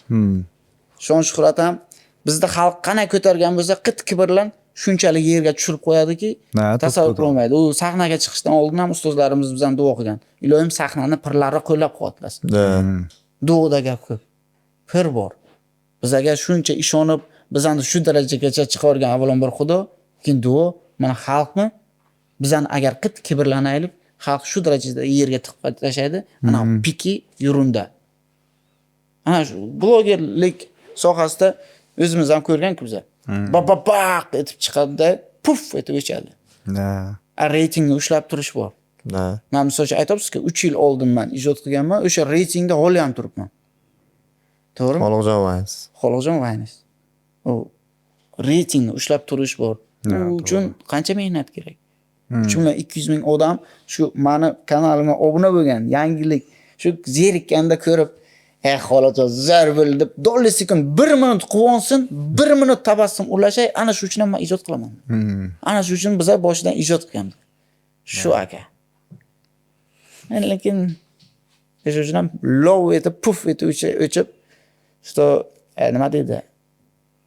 Kasal bo'lib qoladi-ku, ayrimlar zvezda kasal bo'ladi. O'shanaqa kasallikka duchor bo'lmanglar. Nimaga desalaringiz, hamma narsa o'tkinchi. Asosiysi erkak bo'laylik, mard bo'laylik, любой davrada sizlarni hurmat qilsinlar bu yo'llarga. Bilan podpисчик bo'lmaydimi? Behurmat bo'lsa nima kerak bunaqa? To'g'ri. To'ppa-to'g'ri. Shunday. Yaxshi, zo'r bo'ldi aka. Rahmat. Men mazza qildim to'g'risi. Men ham mazza qildim. Hadi aka. Rostdan. Ashi yo'qdi ishoning. Bu intervyuni hech qayerda bermaganman deb gapiryapsiz-ku. Bu so'zimni hech qayerda aytmaganman. O'sha joyda siz aytdingiz-ku, masalan, mani dili sekund mani ko'rganda kulsa, men kayf qilaman degandek gapirdingiz-ku. Bosh gapni hech qaysi intervyuda bermaganman deb aytyapsiz-ku. Ichimda o'shani kayf qilaman. Nimaga bizaga beryapti? Bizani harakatimiz qildikki Sardor akam bilan bizaga o'sha intervyusini beryapti. O'sha aytmagan gapni aytyapti. Ichimdan xursand bo'lib o'tirdim hozir. Ha, endi birinchi navbatda sizlarga aytayotganim sababi hozir ko'chada. Men aytaman, psixolog bo'ldik deylik. Har xil odam ko'ramiz-ku. O'sha odamning yuzidan ma'lumda kimligi. O deysan, so'r bacha, o'zimga o'xshagan bacha. Ammo o'zimda sizlarni ko'rdim. Misol uchun yoshlaringiz katta bo'lsa, aka deyman, yoshlaringiz kichik bo'lsa, uka deyman. Sizlar bilan любой davrada bilan любой joyda quchoqlashib, qalaysan deganga yetmaydi. Chem biladi, mana buni intervyu berdim degandan bilaman aka nima kelib bular degandan ko'ra biz shu yerda gaplashyapmiz. Sizlarni hurmat izzatlaringizni joyiga qo'yibman. Itash sizlar ham qaysidir davrada bemalol aytaman deyapsiz-ku. Men uchun ham misol uchun xursandchilik-da bu. Misol uchun meni gapimni qaysidir davraga aytsangiz, bu misol uchun qaysidir tomonlama juda ham menga to'g'ri. Chunki men boshimdan o'tkazganini sizda oldingizdagilar ham misol uchun o'tkazayotgandir. Yoki kimgadir misol uchun kimdir yiqilib yoki zerikib turgan payt motivatsiya bo'lar. Endi u narsani bilmaymiz. Gapni ochig'i. Yaxshi ketyapsizlar bachalar. Zo'r ketyapsizlar. Hech qachon ham taslim bo'lmanglar. O'zi ko'rib chiqdingizmi? Sal bo'lsa ham nima ekan o'zi deb ko'rib chiqdim. Hech qachon taslim bo'lmanglar. Sizlar intervyuni chunki to'g'ri odamdan olyapsizlar. Rostdan-da.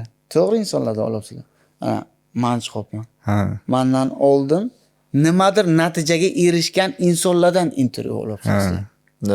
Tushunasizlar? Ana Elnur ham nimadir natijaga erishgan. Murod ham nimadir natijaga erishgan. Nusratdan oldingizlar adashmasam. Nusrat ham nimadir darajaga erishgan. Tushunasizmi? Erishmagan insondan bir 10 tasidan ko'ra erishib, mehnat qilib, tirishib, yaxshi o'zini dil izhorlarini kimgadir motivatsiya beradigan insonlar yaxshiroq. Hozir aytamiz-ku, misol uchun xalqqa nimadir yangilik qilsangiz, sizni xalq kuzatadi. Chunki xalqimiz ham to'g'risi charchadi. Bir xillikdan charchadi. Bir xillikdan, to'g'ri. Va ya'ni qanay? Misol uchun kino sferasida oladigan bo'lsak, men oxirgi uyga qaytish kinosida tushdim. Va uyga qaytish kinosida tushganimda men bitta narsani bildimki, kino boshqa dunyo. Vayn boshqa dunyo. Kinodagi qiyinchilik, kinodagi epizod, kinodagi misol uchun mashaqqatni biz vaynda umuman ishlatmaymiz. Bizda vaynda ssenariy bo'lsa, mehnat qilamiz, qiyinchilik bo'ladi, lekin kinochalik emas. Kinoni qaytarishimiz kerak O'zbekistonda. Xalqimiz avvalgida misol uchun yoshligingizda televizor bo'lmagan, telefon bo'lmagan bojalarni. Hammamiz-ku boyvachchani. Hammamiz ko'rganmiz. To'g'rimi? Boyvachcha kinosi. Kino ko'rganmiz, panohlarni. Hozir ham men ko'raman-da. Men ko'raman. Jumongni ko'rganmiz. Jang vagonni ko'rganmiz. Yumyang deganlar bor. Jumong o'ynaganmiz kamalaklar yasab. Biz telefon yo'q edi bizda. Faqat televizor ko'rardik. Men xohlaymanki, Xudo xohlasa, televideniya tomonidan vaynerlarimizga qanaqadir imkoniyat yaratilib berib, misol uchun puli bor homiylar chiqadigan bo'lsa, bizni bitta joyga jamlasa, biz ham yaxshi kino olib bilamiz. Yaxshi ssenariylarni, yaxshi g'oyalar bor. Ssenariy yozib bilamiz. Chunki biz ijodkorlar biz. Faqat misol uchun men xohlaymanki, eski ijodkorlarni hech kimni men o'zimning shaxsiy fikrim bu, shaxsiy fikrim. Biz agar hamma narsani pulga chaqmasak, rezultat qilib bilamiz. Pulga chaqmasak, hamma narsani pulga chaqmasak, zo'r kino ham olib bilamiz. Lekin hamma narsa pulga chaqiladi. Mana ham niyatim to'g'ri, xolis aytayotganim, kinoni qaytarishimiz kerak. O'zbekistonda kino olinyapti, olinmayapti emas. Yo'q. Misol uchun hozir qozoqlarning kinosi menga juda ham yoqibdi. Qozog'iston zo'r kino olyapti. Gapdan yana qo'shiq desang, zo'r qo'shiq ham chiqaryapti. Mirovoy kontentda ishlayapti. Men yana bitta narsaga qo'shilmayman.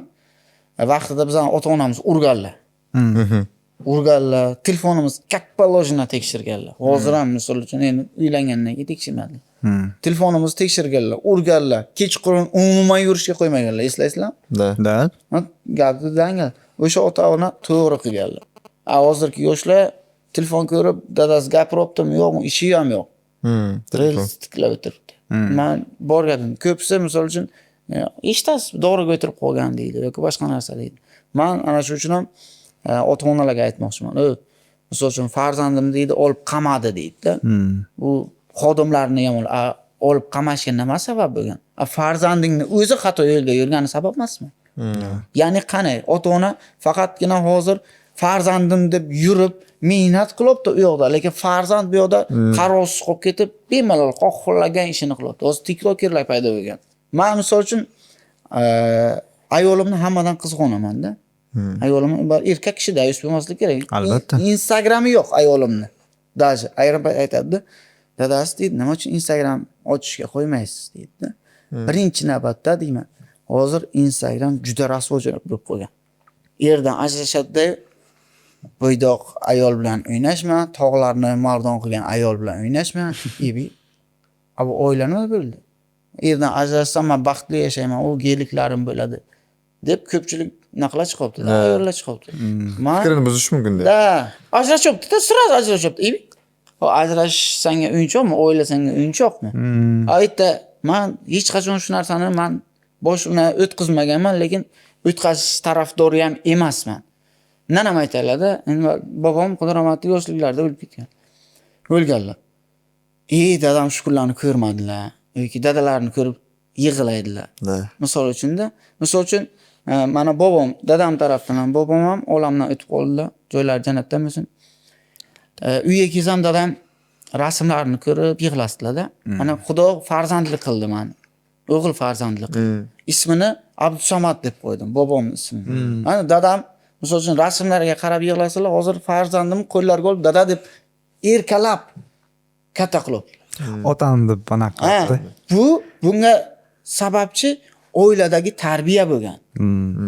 Shu darajaga erishishimizga ota-onamiz sababchi. Tarbiyani to'g'ri berganlar. Qiyinchilikni ham ko'rsatib bilganlar. Ana, bacham senga qiyinchilik bilan pul beryapman. Shuni qadriga yetishib o'rgatgan. Qadriga yetishib o'rgatgan. Hozir bachalarni bor-ku, Manda iPhone mana iPhone 16 yo'q. Bachalarda, yosh bachalarda iPhone 16 bor. Ota-onasi farzandi uchun hamma ish qilib beradi, lekin farzand otasi uchun, onasi uchun bir yuragidan o'tkazmayotgan kitob deydi. Menda ota-onam qilyapti. Erta mana shunday orzusi yo'q-da, mana otasini, mana farzandini katta qilyapti. Baxt. Ana shu baxt yo'q-da, kayf qilay. Bora sigaret chekay, aroq ichay, viski qilay, jo'rabozlik. Yo'q. Bu ishni biz qilganmiz. Kattalar aytadi-ku, deydi, biz boshimizdan o'tkazib bo'lganmiz, deydi-ku. Bu shu narsani boshdan o'tkazadi-da, biz yosh edik, bizga xato yo'l, qilma, kuyasan, deydi-ku, Hojiboy Tojiboyev. Biz lekin shu qilma degan joyda qilganmiz. Yoshlikda. O'zimiz ham katta bo'lib qiyinchilik ko'rgandan keyin endi yoshlarga kattalar to'g'ri aytgan ekan, qilma, kuyasan deb aytib bilishimiz kerak. To'g'ri. Shunday. O'sha uchun ham hozirgi yoshlarga aytmoqchimanki, ota-onalarga aytmoqchiman. Ota-onalar, farzandlaringizni mana ushlang. Buni ushlab, misol uchun hozir farzandlar buni ushlasangiz qo'yib beradi. Yo'q. Unaqa tomonlama, psixologiya tomonlama. Hayotda qiyinchiliklar tomonlama. Aytib beringlar, dardlashinglar. Farzandlari bilan ota-onalar ko'pisi gaplashmaydi. To'ppa-to'g'ri gaplashmaydi. Gaplashmaydi-da, gapni ochiq. Farzandlaringiz bilan gaplashinglar. Farzandlaringiz qayerga ketmoqchi? Orzusi nima? Havasi nima? Sen faqat pul topib kelsang farzandingga 16 desa 16 olsang bu baxt emas. Erta seni qariganingda, dadajon, nanajon deb xabar olib keladigan bu seni farzanding. O'sha uchun ham yoshligida farzandga yaxshi tarbiya bersa, erta qiynalganida musurka titkilab yurmaydi. To'ppa-to'g'ri. Men shu narsani aytmoqchiman. Zo'r haqiqatni gapirdingiz. To'g'risi ham-da. Ana Behruz aka aytdi, shu intervyuda aytdi-ku, hozirgi yosh anaqalar faqir bilan aytadi. Qarang, men bolam YouTube'ga kirishni biladi, men buni qo'yishni biladi. Faqir bilan aytayapti. Bu rostdan ham noto'g'ri narsa-da. Endi misol uchun farzand endi chaqaloq bo'lgandan keyin yig'laydi-da. Da. Yig'lab katta bo'ladi. Misol uchun hozir mana bu yer qashqa, o'sha emaklashni boshlagan bacham-da. Xayli she'r shunday, biz ham yiqilib katta bo'lganda. Endi nima deydi? Men aytayman-ku, Instagram yo'q ayolimda. Tag'in farzandim yig'lasa, ayolimda hozir misol uchun oldida Qur'on kitobi bor. Qur'on kitobini chiroyli qilib o'qiydi. Farzandimga yaxshi tarbiya beradi. Tag'in yig'lasa, o'yinchog'i bor farzandimning. Nima uchun bizda o'yinchoq bilan ovunganmiz? Hozir bachalarga televizor qo'yibdilar-da, baby shattatda. Ha. Nima u? Manqurtlik u men uchun hisoblanadi. Farzandni hozir yig'lamasligi uchun ota-ona nima? Ey, farzanding yig'layapti kechirasini. Yig'layapti. Televizor qo'yib berib uspokоить qilish. Nima kerak u? U farzandga e'tibor berish kerak. Farzand ovutish kerak. Nima qilsang farzand dam bo'ladi. O'yinchoqni berish kerak. O'yinchoq bilan katta bo'lsin. Telefon bilan katta bo'lgancha. Telefon ham bermayman meni ayolim. Men gapiraman. Ota-onam ham xuddi shunday. Telefon ham bermaymiz. Unaqaga televizorga baby shark degan u kerak emas. Men ko'rdim, bular farzandi bilan o'yin o'ynashibdi.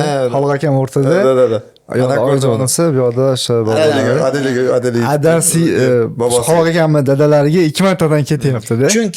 Chunki farzand shirin, nabira undan ham shirin. Tushunyapsizmi? Dadam endi baribir birinchi navbatda nabira bo'lgandan keyin ikkinchi navbatda sog'ingan insonlarini, otalarini ismi qo'yilgan. Farzandda. Biz sansallamaymiz farzand. Uyga borsak, sansallab qo'ysam, "Berk bacham" desam, "Sizlar" deylar. "Keling bacham" deyman. Chunki u farzandimni dadalarda ko'radi. Dadajon deylar. O'sha joy juda ta'sirlandim. Bu baxtda. Bundan ortiq hech narsa yo'q. U bebaho. Mana shu narsa uchun ham aytmoqchimanki, farzandga yoshlikdan to'g'ri tarbiya bersa, kelajagi buyuk bo'ladi. Tarbiya farzandni oiladan ko'pchilik aytadi-ku, millionda ham shu gap bo'lgan. Ko'pchilik millionni ko'rish mana bunaqa bo'ladi. Ha deb kuladi.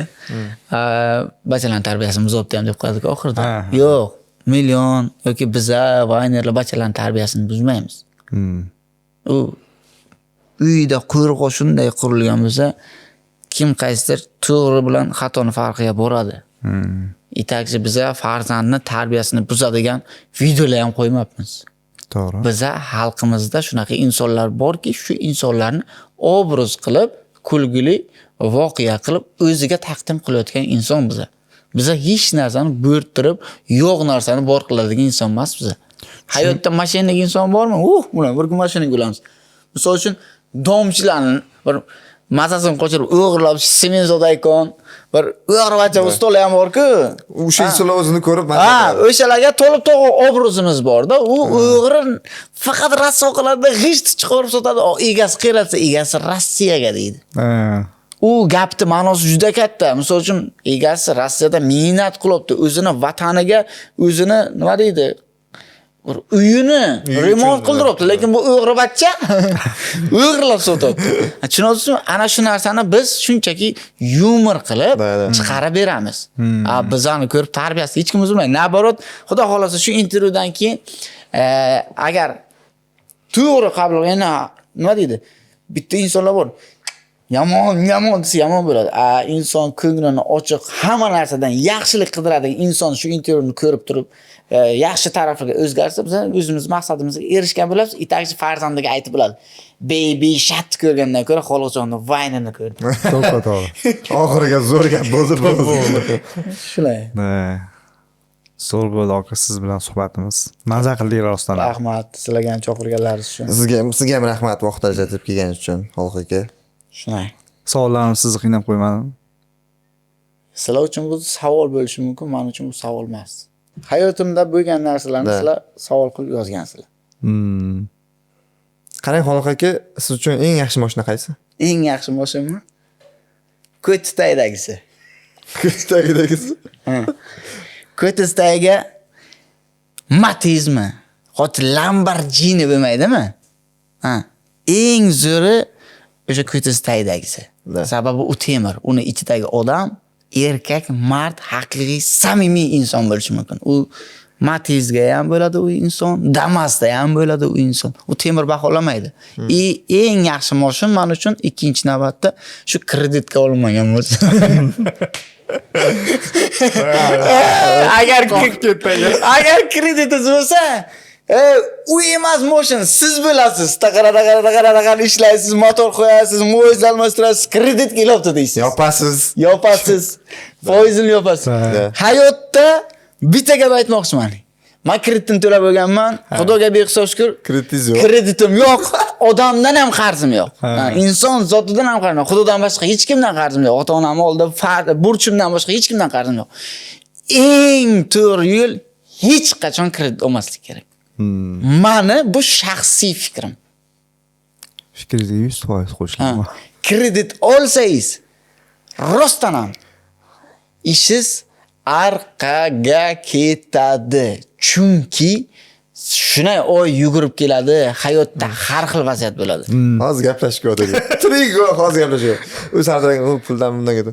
Sardor aka Xudoga shukr hozir hech kimdan qarzim yo'q, kreditim yo'q dedi. Sizga kimda telefon qilsa borki, yotgan joyingizga, "Alo. Uxlayapman odam" deb telefonni ko'tarib o'chirganingizga yetmaydi. Yarim kechqurun qarzi bor edi, yo'q kreditim bor edi deb ichizdagi g'ulg'ula bilan yashagandan ko'ra, "Ha" deb ko'targaningiz, shunaqangi mazza. Xullas shunaqa hayot nasib qilsin hammaga. Ilohim aytganingizga. Bo'ldi. Xalqqa nimadir aytib o'tish kerak bo'lsa, aytaveramiz. Siz mana bu narsani gapirib yuborishim kerak. Men aytaman. Ha. Bu gapim bor. Avvalambor taklif uchun sizlarga katta rahmat aytaman. Itakji sizlarni oldindagi mashaqqatli yo'lga, katta yo'lga sabrli hamda nima deydi, shu mashaqqat sellaringiz bor-ku, maqsadlaringiz. Shu maqsadlaringiz davomida chapga, o'ngga, ortga qaramasliklaringizni tavsiya qilaman. Gapni ochig'i, Itakji nima deydi, nasib bo'lsa, shunday kun kelsin. Shu ko'rsatuvlaringizga homiylar ham tiqillab ketsin. Ilohim. Va sizlar eng zo'rlaridan intervyu olasizlar, dalnish ham eng zo'rlaridan intervyu olish sizlarga nasib bo'lsin. Ilohim aytganingizga. Shu tilakdoshman. Sizlar bilan do'st bo'lganimdan xursandman. Rahmat. Nechinchi yil? Men 93. 99. 93. Siz akam. 99. Ukam. Xullas tushunding-a? Eshit uka, eshit ukajonim. Nima unaqa yillarni? Tushundingmi? Javob ketadi. Aka siz tushundingiz-a? Tushundim. Xullas aka bo'laylik. Sizlar bilan tanishganimdan juda ham xursandman. Ana shu o'tirishimda ham kimdir gapiradi. Necha? Yo, necha deyapsiz? Men prosta aytib qo'yaman.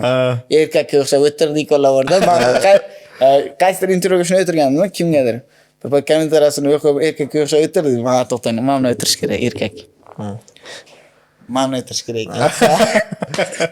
Xullas hammaga omad tilayman, doimo sog' salomatda bo'linglar, hech qachon kasal bo'lmanglar, doim kulib yuringlar bo'ldi. Boshqa hech narsa kerak emas. Avvalo tashrifingiz uchun sizga ham kattakon rahmat, vaqtingizni ajratganingiz uchun. O'ylaymanki, bugungi suhbatimiz juda ham ko'pchilikka manfaatli bo'ldi deb hisoblaymiz. Hamma o'ziga kerakli xulosalarni chiqardi. Agar o'zingizga xulosa chiqarilmagan bo'lsangiz, bu biz aybimiz emas. Doim sog' bo'ling, salomat bo'ling. Mani ham aybimi? Ayb bo'lgan Saviyani oshirib, endi